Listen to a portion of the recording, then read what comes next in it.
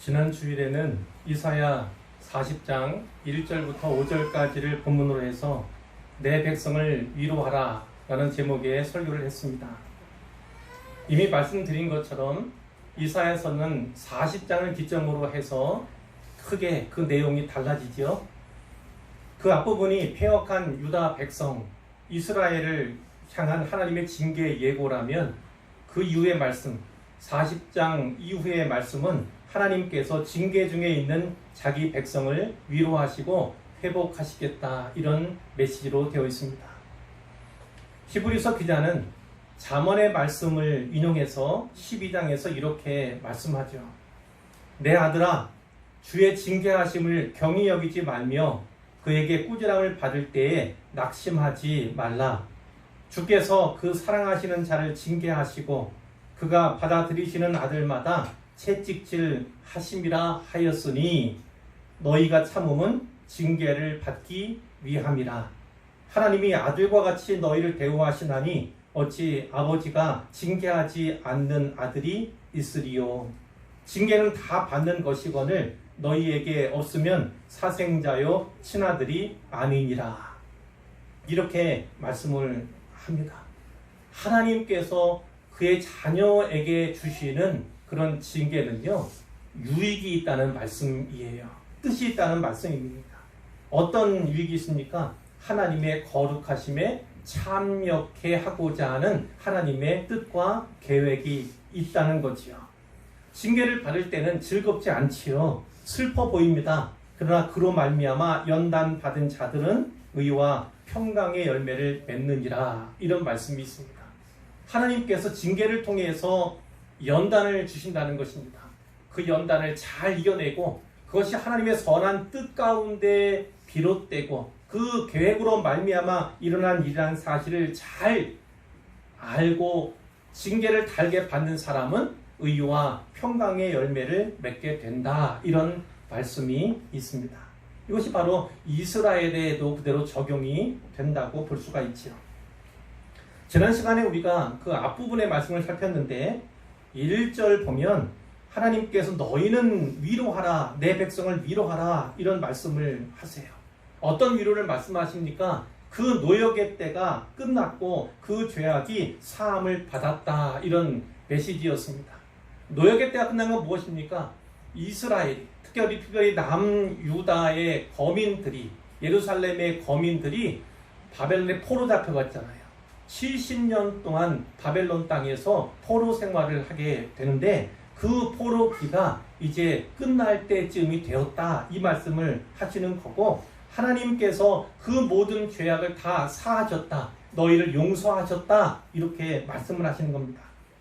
그러니까 이 메시지를 받는 서로가, 모든 사람들은 다 서로를 향해서, 다른 이들을 향해서 하나님의 위로를 선포하라, 이런 말씀이지요. 이제 하나님께서 용서하시고 그들의 모든 노역이 끝났다 선포하셨으니까 그들 앞에는 무엇이 있습니까? 회복만이 남은 상태다, 이렇게 우리가 받을 수가 있는 거죠. 자, 이것을 첫 번째 메시지라고 본다면 두 번째 메시지는 3절에 있었습니다. 너희는 광야에서 여호와의 길을 예비하라, 사막에서 우리 하나님의 대로를 평탄하게 하라, 이런 메시지를 주셨죠. 자, 이것은 다른 말로 이겁니다. 하나님 여호와께서 오시겠다는 거예요. 하나님 여호와께서 자기 백성을 구원하기 위해서 그 백성들에게 친히 오시겠다, 이 메시지를 선포하고 있는 것입니다. 모든 육체가 여호와의 영광을 보게 될 것이라고 이렇게 말씀을 하셨습니다. 하나님이 오시기만 하면 그 백성의 모든 문제, 어려운 또 고난, 이 문제는 다 해결이 되게 될 것입니다. 이제 오늘 본문 말씀이 그 다음에 나오는데 굳이 나누어 살핀다면 세 번째 메시지로 이해하면 되겠습니다. 하나님께서는 선지자에게 외치라, 이렇게 말씀을 하죠. 선지자가 그 말씀을 따라서 외쳐야 할 내용이 무엇입니까? 6절 후반부부터 8절까지의 말씀이 그것인데요. 그 가운데 먼저 6절과 7절 말씀을 살펴보겠습니다. 모든 육체는 풀이요 그의 모든 아름다움은 들의 꽃과 같으니 풀은 마르고 꽃이 시들면 여호와의 기운이 그 위에 불미라. 이 백성은 실로 풀이로다. 아멘. 이 말씀은요, 이 가나안 땅에 있는 이 고대 근동 지방이죠. 근동 지방. 이 근동 지방 사람들에게는 매우 공감이 가는 그런 메시지였을 겁니다. 왜냐하면 그 가나안 땅에는요, 5월쯤 되면 동풍이 밀려옵니다. 매우 건조한 사막 바람이 불어온다는 말씀이에요. 이 동풍이 불고 48시간, 약 이틀이 되지 않아서 어떤 일들이 벌어지냐면 모든 풀들이 다 말라버리는 겁니다. 꽃이랑 꽃들은 다 시들어버리는 그런 일들이 그 지역에서 일어나거든요. 그 당시에 그 지역에 사는 사람들은 이 하나님의 이 바람에 대한 그런 분명한 또 하나님의 뜻, 그 메시지를 더 우리보다 잘 받을 수 있었을 것으로 이렇게 생각이 됩니다. 그런데 이 말씀의 요점은요, 풀과 꽃이 아니죠. 풀과 같은 모든 육체, 실로 풀과 같은 이 백성, 이렇게 되어 있는데 이 모든 육체와 백성을 비유하고 있다, 이렇게 볼 수가 있습니다. 그렇다면 모든 육체, 이 백성은 누구를 가리키는가, 그것을 살펴볼 필요가 있죠. 첫 번째로요, 1차적으로는 바벨론 제국을 가리킵니다. 모든 육체의 이 백성은 바벨론 제국을 의미하죠. 바벨론은 남유다를 멸망시켰습니다.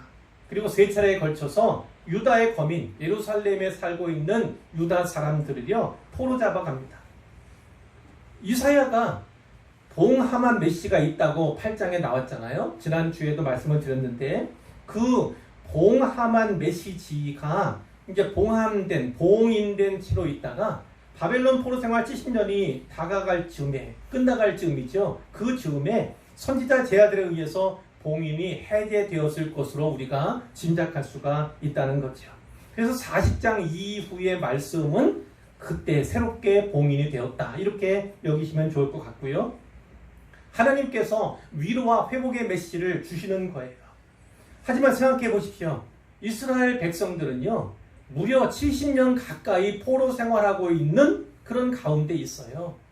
하나님을 예배하고자 하지만 그럴 수도 없고, 하나님을 찬양하고자 하지만 또 그런 형편이 안 되는 그런 상황 가운데 많은 사람들이 처해 있지요.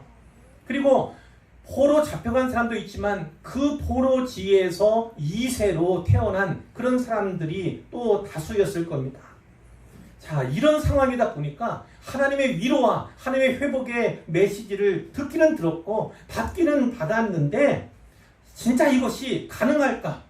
하나님께서 이 일이 진짜 있도록 하실까? 하실 수 있을까? 이렇게 생각하는 사람들도 많이 있었을 겁니다. 바벨론은 아직도 강성한 상태였어요. 그리고 이스라엘은 그들의 포로로서 그곳에 잡혀 또 그들의 뜻에 따라서 또 살아가는 그런 모습이었잖아요. 이스라엘은 의문을 가졌을 겁니다. 하나님께서 과연 이 바벨론과 같이 강하고 또 두려운 이 나라, 이 세력 가운데서 우리를 해방할 수 있을 것인가? 우리를 귀환시킬 수 있을 것인가? 그런 의문을 품기도 했을 것입니다. 오늘 말씀은 이스라엘이 품은 것이 아니라 품을 수 있는 이에요. 미리 예언된 말씀이기 때문에 이스라엘의 이런 의문에 대해서 하나님께서 미리 생각하시고 먼저 답변하셨다, 이렇게 보면 되겠습니다. 하나님께서는 포로된 이스라엘의 백성들의 마음, 그 마음을 미리 잘 아시고 헤아리고 계셨다는 것을 알 수가 있죠. 너희가 그렇게나 두려워하는 그 바벨론도 동풍에 바르고 시드는 그 풀이나 꽃과 다르지 않다, 이렇게 하나님께서 말씀하시는 거예요. 여호와의 기운, 이렇게 되어 있지만 그 기운이라는 것은 바람으로도 혹은 입김, 이렇게도 번역이 가능합니다. 여호와의 기운이 불면 그들은 풀과 꽃과 같이 마르고 시들어버리게 될 것이다, 이런 메시지를 하나님께서 주시는 것이죠. 이제 8절 말씀에 보면요, 풀은 마르고 꽃은 시드나 우리 하나님의 말씀은 영원히 서리라, 이런 말씀이 있습니다. 자, 반면에 하나님 말씀, 특별히 하나님께서 그 백성을 구원하시겠다, 이렇게 말씀하신, 선포하신 그 말씀은요, 영원히 설 것이다, 이렇게 전하라는 것입니다. 하나님의 모든 말씀, 그분이 하신 모든 약속의 말씀은 반드시 다 이루어질 것이다. 성취될 것이다. 이렇게 말씀해 주시는 거예요. 이 약속의 말씀은 실제로 세계사 속에서 성취가 되었지요. 현실이 되었습니다. 역사의 주관자이신 여호와의 바람이 불자 바벨론 제국은요, 바사, 오늘날 용어로는 페르시아입니다. 그 바사에 의해서 멸망을 당하게 되지요. 강성한 제국이었습니다. 바사가 그들을 이기리라고 사실은 장담할 수 없었어요. 하지만 하나님께서 일하시니까 바벨론 제국이 바사에 의해서 멸망을 당하게 된 것이고요. 그 초대왕이 누구냐면 바사왕 고레스입니다. 하나님께서 고레스를 사용하셔서 바벨론을 멸망시키신 겁니다. 이사야 뒷부분에 45장 1절에 이런 말씀이 있습니다. 여호와께서 그의 기름 부음을 받은 고레스에게 이같이 말씀하시되 내가 그의 오른손을 붙들고 그 앞에 열국을 항복하게 하며 내가 왕들의 허리를 풀어 그 앞에 문들을 열고 성문들이 닫히지 못하게 하리라. 이런 약속의 말씀이 있어요. 이 약속의 말씀을 이루신 겁니다. 고레스 앞에 모든 민족들이 항복하도록 그렇게 역사하신 거예요. 자, 이 고레스는 또 70년 전에요, 바벨론에 포로 잡혀온 이스라엘 사람들이 다시 예루살렘으로 귀환할 수 있도록 조서를 내린 사람이기도 한데, 에스라 1장 1절에 보면 이런 말씀이 있습니다. 바사왕 고레스 원년에 여호와께서 예레미야의 입을 통하여 하신 말씀을 이루게 하시려고 바사왕 고레스의 마음을 감동시키심에 그가 온 나라에 공포도 하고 조서도 내려 이르되, 이런 말씀이 있어요. 자, 어떤 얘기를 했습니까? 여호와의 백성된 자는 다 유다 예루살렘으로 올라가서 이스라엘 하나님 여호와의 성전을 건축하라, 이런 조서를 반포하게 되었는데, 그 반포하게 한 그 분은 바로 하나님이시라는 거죠. 하나님께서 고레스를 사용하셨다, 도구로 사용하셨다, 이런 말씀을 또 우리가 성경을 통해서 확인하게 되는 것입니다. 하나님께서 자기 백성을 구원하실 거라는 약속을 주신 거예요. 하나님께서 오시기만 하면, 하나님께서 자기 백성을 위해서 자기 백성에 오시기만 하면 이스라엘의 문제는 곧 해결될 것이다, 이렇게 말씀을 했죠. 3절에서는요, 하나님의 오심을 그 무엇도 방해할 수 없다, 이렇게 말씀하신 거예요. 자, 그 무엇 가운데는 광야도 있고 사막도 있었죠. 사막도 광야도 하나님의 오심을 방해할 수 없다는 것입니다. 온 세상은 그분의 영광을 반드시 보게 될 것이라고 이렇게 선포가 되었죠. 오늘 말씀에서는요, 하나님의 오심을 그 누구도 방해할 수 없다, 이렇게 말씀하시는 거예요. 바벨론 제국과 같은 세상 권세라 할지라도 여호와의 바람이 그들 위에 불면 그들조차 순식간에 마르고 시들어버리게 될 것이다, 이렇게 말씀해 주시는 것입니다. 마태복음 5장 18절에 보면 예수님께서 주신 이 말씀이 있어요. 진실로 너에게 이르노니 천지가 없어지기 전에는 율법의 1.1획도 결코 없어지지 아니하고 다 이루리라, 이런 말씀이 있어요. 율법이라고 되어 있지만 하나님의 말씀으로 바꾸어 이해해도 무방합니다. 하나님 말씀은요, 1.1획도 없어지지 아니하고 다 이루리라, 이렇게 말씀하고 계세요. 또 마태복음 24장 35절에 보면 천지는 없어질지언정 내 말은 없어지지 아니하리라, 이렇게 거듭해서 강조하고 있는 것도 확인할 수 있습니다. 사랑하는 의왕소망교회 성도 여러분, 하나님의 말씀, 우리 주님의 약속의 말씀은 반드시 성취된다는 사실, 이루어진다는 사실을 꼭 기억하시길 바랍니다. 붙잡으시길 바랍니다. 그래서 그 말씀이 진짜 일어날까? 가능할까? 이렇게 여겨지고 느껴지는 상황 가운데 처해 있다 할지라도 그 말씀을, 약속을 반드시 신뢰하시길 바랍니다. 그 말씀을 신뢰하고 붙드는, 의지하는 모든 분들에게 그 약속이 성취되고 이루어질 것을 반드시 믿으시기를 부탁드립니다. 둘째로요, 이 풀과 같은 모든 육체, 이 백성은 2차적으로 이스라엘 백성과 모든 인생을 가리킨다. 이렇게 볼 수가 있습니다. 자, 시편 103편 15절에 보면 인생은 그날이 풀과 같으며 그 영화가 들의 꽃과 같도다. 이런 말씀이 있어요. 인생은 풀과 같다는 것이죠. 그리고 그 영화, 인생 가운데 가장 꽃피는 시간이 있잖아요. 가장 영예로운 그런 시간이 있지 않습니까? 그것을 꽃봉오를 맺은 꽃이 핀 그런 것으로 묘사를 한 거예요. 자, 그러나 그 뒤에 말씀에는 이런 말씀들이 있어요. 그것은 바람이 지나가면 없어지나니 그 있던 자리도 다시 알지 못하거니와. 이런 말씀이 있습니다. 바람이 지나가면, 오늘 말씀처럼 동풍이 지나가고 나면요, 그러면 흔적도 없이 사라지고 그 풀이 그 자리에 있었는가, 그 꽃이 피어 있었는가, 그것을요 사람들이 기억조차 하지 못한다. 이런 말씀을 하고 계신 거예요. 그 다음에 하나님이 이런 말씀을 주십니다. 여호와의 인자하심은 자기를 경외하는 자에게 영원부터 영원까지 이르며 그의 의는 자손에게 이르리니 곧 그의 언약을 지키고 그의 법도를 기억하여 행하는 자에게로다. 아멘. 이런 말씀이 있습니다. 자, 그러니까 사람은 유한하다는 거죠. 그 들의 풀이 꽃을 피운다 할지라도 일순간에 바람이 불어오면요 그냥 져버릴 수밖에 없고 시들고 말아버릴 수밖에 없다는 거죠. 인생도 그와 같다는 말씀을 하고 계시는 거예요. 그러니까 그런 인생임을, 우리가 유한한 인생임을, 우리가 연약한 인생임을 아는 사람은 이 말씀에 의지해야 한다는 거예요. 여호와의 인자하심을 바라야 한다는 것입니다. 그 여호와를 경외해야 한다는 것입니다.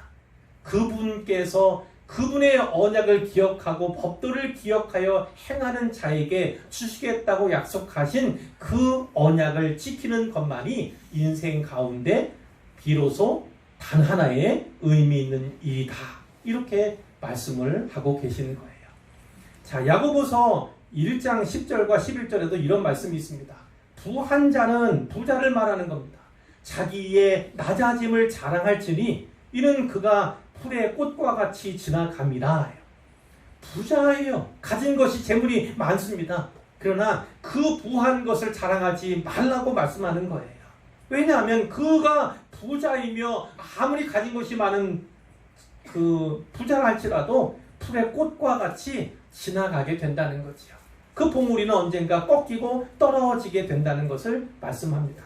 해가 돋고 뜨거운 바람이 불어서 풀을 말리면 꽃이 떨어져 그 모양의 아름다움이 없어지나니 부한 자도 그 행하는 일에 이와 같이 쇠잔하리라.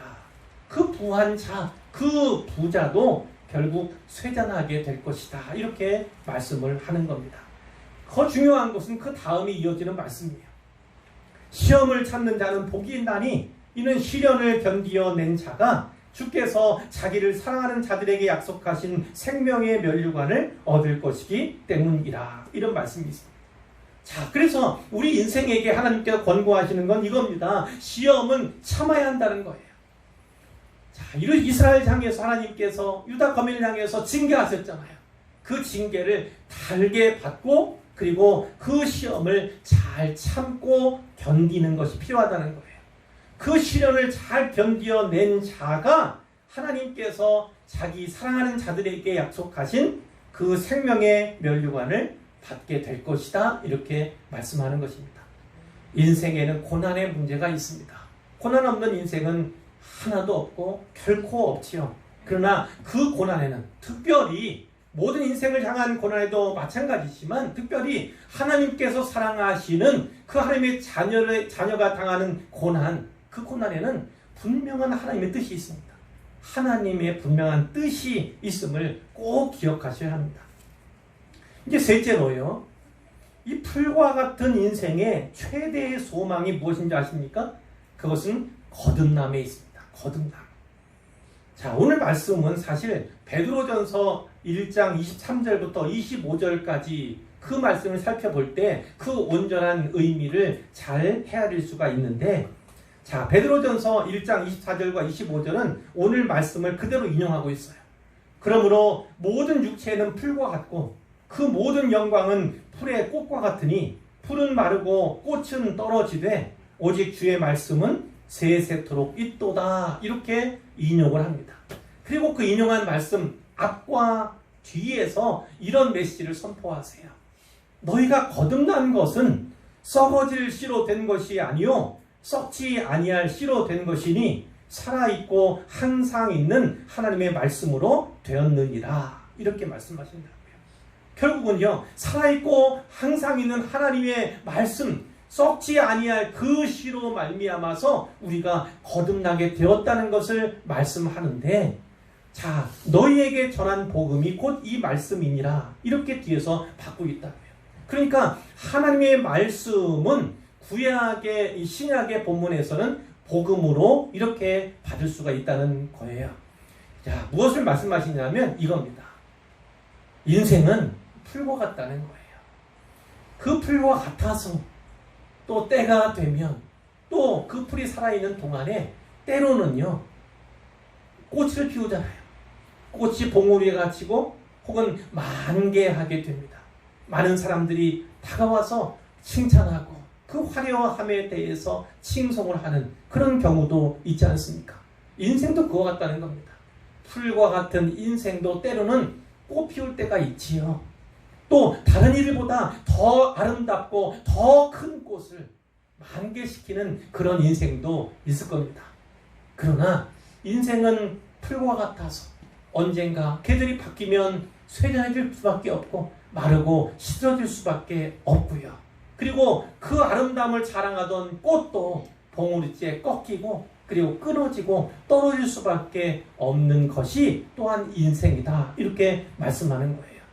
바로 그와 같이 풀과 같이 때로는 들의 꽃과 같은 그 인생인데 그 인생 속에서 우리가 기억해야 할 것이 있다는 겁니다. 무엇이냐면 거듭나는 거예요. 거듭남을 경험하고 체험하는 것이 인생에게 가장 귀한 일이다. 중요한 일이다. 이렇게 베드로 사도가 선포하고 있는 거예요.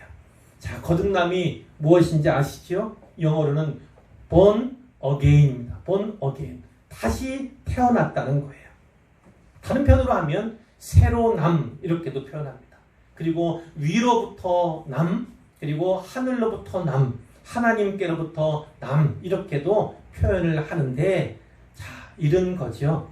요한복음 3장에 바리새인 가운데 니고데모라는 사람이 예수님을 찾아왔어요. 그런 유대인의 지도자였고 학식이 뛰어난 사람이었습니다. 근데 그가 밤에 왔잖아요. 주변 유대인들의 시선이 두려웠던 거지요. 밤에 예수님께 나와서 이렇게 묻습니다. 자, 뭐라고 물었냐면 우리가 당신은 하나님께로부터 오신 선생인 줄 아나이다. 하나님이 함께 하시지 아니하시면 당신이 행하시는 이 표적을 아무도 할 수 없음이니다. 사실 이 니고데모는 예수님을 흠모하고 사모하던 사람이었어요. 자, 그런데 예수님께서 그 말에 대해서 이렇게 말씀하신다고요. 진실로 진실로 내게 이르노니 사람이 거듭나지 아니하면 하나님의 나라를 볼 수 없느니라. 자, 하나님의 나라를 볼 수 없다는 것은 천국 간다는 것, 그것을 당연히 담고 있는 거잖아요. 구원의 문제를 당연히 담고 있는 메시지예요. 그런데 사람이 거듭나지 아니하면 하나님 나라를 볼 수 없다고 분명하고도 확고하게 말씀을 하셨어요. 니고데모는 이해할 수 없었습니다. 아니 어떻게, 특히 나는 이미 나이가 많고 늙었는데 어떻게 다시 날 수 있다는 겁니까? 다시 모태에 들어갔다가 나올 수 있습니까? 그것이 가능합니까? 이렇게 의문에 대해서 이야기를 했어요. 그랬더니 예수님께서 좀 더 확고하게 말씀하셨는데 사람이 물과 성령으로 나지 아니하면 하나님의 나라에 들어갈 수 없다. 이렇게 말씀하셨습니다. 그 가운데서 중요한 것은 바로 그겁니다. 성령으로 나야 한다는 거예요. 성령으로 나야 한다. 어머니 뱃속에 있다가 다 나왔잖아요, 우리는. 그러나 그것만으로 족하지 않다는 겁니다.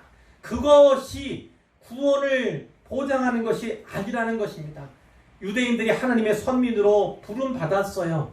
그렇지만 그들조차도 성령으로 거듭나지 아니하면 천국 갈 수 없다. 하나님 나라를 보장받을 수 없다. 이렇게 말씀을 하는 것이고, 거꾸로 뒤집어서 말씀하면 이거지요. 성령으로 거듭나는 자는 하나님 나라를 가게 된다. 하나님 나라 천국에 들어갈 수 있다. 이런 메시지로도 우리가 볼 수가 있고요.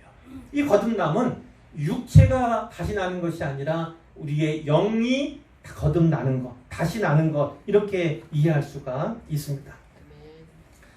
자, 이 말씀을 통해서 이제 몇 가지 살펴보고 말씀을 맺을 건데, 중요한 것이 있습니다. 모든 육체, 모든 인생이 풀과 같다. 이것을 마음에 새겼으면 좋겠어요. 성경에는 우리를 먼지요 티끌과 같다 이렇게도 표현한, 우리는 흙으로 조성된 그런 존재이기 때문에 그런 거죠. 육체가. 자, 이 육체는 풀과 같고 때로는 아름다움을 나타내잖아요. 그러니까 꽃이 피는 것과 같은 그런 아름답고 또 자랑할 만한, 칭찬 들을 만한 그런 요소도, 그런 또 시기도 인생 가운데 있지 않습니까? 그러나 중요한 것이 있습니다. 여호와의 기운이, 여호와의 바람이 그 위에 불면 그것은 풀과 같아서 시들고 마를 수밖에 없고 쇠잔하고 끝날 수밖에 없다는 사실을 기억하셔야 합니다. 우리 하나님은 생과 사의 주관자예요. 생명의 주인이십니다. 그 하나님의 바람이 불기만 하면 우리 가운데 여기에 함께 예배드리고 함께 교제하는 사람들 가운데 나는 못 갑니다. 나는 갈 수 없습니다. 이렇게 할 수 있는 자가 하나도 없어요. 하나님이 부르시면 가야 하는 것입니다. 자, 이렇게 인생도 풀처럼 그리고 꽃처럼 마르고 시들 수밖에 없어요. 중요한 것은 무엇이냐면 하나님의 말씀은 영원히 선다는 거예요. 하나님 말씀은 영원할 뿐만 아니라 반드시 이루어지고 반드시 성취된다는 것을 기억해야 한다는 것이죠. 이 메시 중에서 우리가 받아야 하는 건 그렇기 때문에 우리가 이렇게 연약한 자이고 이렇게 우리가 유한한 존재이기 때문에 거듭남이 중요하다는 것을 다시금 새겼으면 좋겠어요. 거듭남은 무엇인가? 거듭남은 변화입니다. 변화. 자, 어떤 변화입니까? 갈라디아서 2장 20절에 이런 말씀이 있죠. 내가 그리스도와 함께 십자가에 못 박혔나니 그런즉 이제는 내가 사는 것이 아니요 오직 내 안에 그리스도께서 사시는 것이라. 자, 무슨 말씀입니까? 내 유익과 내 영광을 위해 사는 것이 아니라 나를 위해서 십자가에 못 박히시고 나를 구원해 주신 그 하나님을 인하여 그리스도를 인하여 살아가며 그분의 영광을 위하여 살아가는 삶이 되어야 한다는 거예요. 다른 말로 하면 이제까지는 내가 내 인생의 주인인 듯 살아왔으나 이제 내 인생의 주인 자리를 내어드립니다. 우리 하나님께 내어드리고 우리 주님께 내어드립니다. 하나님 우리 안에 들어오셔서 이 보좌에 앉으시옵소서. 이렇게 내어드리는 거예요. 주인의 자리를 바꿔드리는, 그러니까 자리에 누가 앉아 있는가, 누가 누구를 어느 분을 앉혔는가에 따라서 그 변화가 그 인생을 좌우한다는 말씀입니다. 또요, 거듭남은 싸움입니다. 싸움. 에베소서 4장 22절로 24절에 이런 말씀이 있어요. 너희는 유혹의 욕심을 따라 썩어져가는 구습을 따르는 옛사람을 벗어버리고 오직 너희의 심정이 새롭게 되어 하나님을 따라 의와 진리의 거룩함으로 지으심을 받은 새 사람을 입으라. 이런 말씀이 있습니다.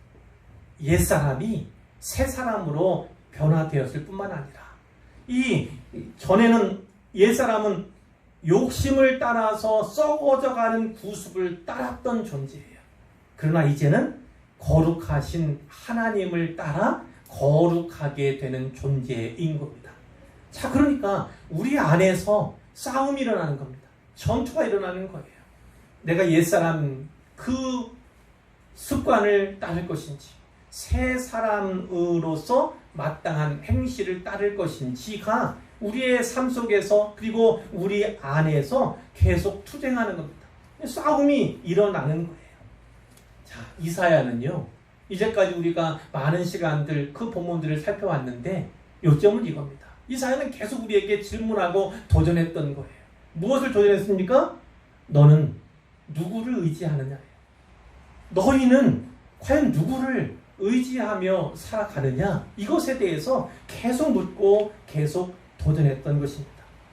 사랑하는 의왕소망교회 성도 여러분, 우리가 풀과 같은 존재, 유한한 존재, 때로는 꽃을 피워서 아름다움을 만끽하며 자랑하는 존재로 살기도 하지만 우리는 이 땅을 하직하고 이 땅을 떠나야 할 때가 분명히 있다는 사실을 기억하시기를 바랍니다.